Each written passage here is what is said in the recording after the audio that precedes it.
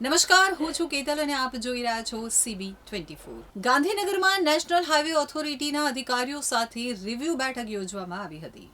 કેન્દ્રીય માર્ગ પરિવહન મંત્રી નીતિન ગડકરી અને ગુજરાતના મુખ્યમંત્રી ભૂપેન્દ્રભાઈ પટેલ દ્વારા નેશનલ હાઈવે ઓથોરિટીના અધિકારીઓ સાથે એક રિવ્યુ બેઠક યોજાઈ હતી.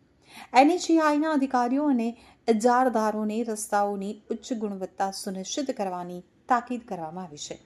ગુણવત્તા સુનિશ્ચિત કરો, અન્યથા કડક કાર્યવાહી માટે તૈયાર રહો તેવો સ્પષ્ટ સંદેશ બેઠકમાં આપવામાં આવ્યો હતો.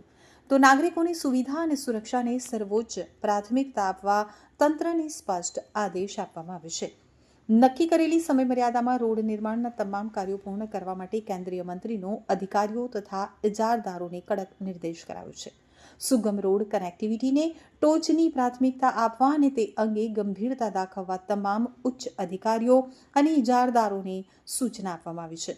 મુખ્યમંત્રી ભૂપેન્દ્રભાઈ પટેલે આ બેઠકની ચર્ચાઓ દરમિયાન કેન્દ્રીય મંત્રીને અનુરોધ કર્યો કે નેશનલ હાઈવે ઉપર રાજ્યમાં 35%થી વધુનું ભારણ રહે છે.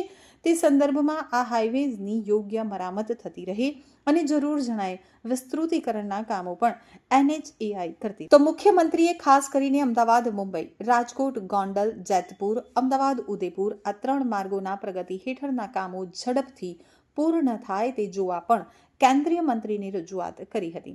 મુખ્યમંત્રી ભૂપેન્દ્રભાઈ પટેલે કેન્દ્રીય મંત્રી ગડકરીજીને કરેલી રજૂઆત અંગે ત્વરિત પ્રતિસાદ આપતા નીતિન ગડકરીજીએ ગુજરાતમાં NHAI હેઠળના હાઈવે સહિતના અન્ય પ્રોજેક્ટ માટે ₹20,000 કરોડ કેન્દ્ર સરકાર તરફથી મંજૂર કરવાની ખાતરી આ બેઠકમાં આપી હતી.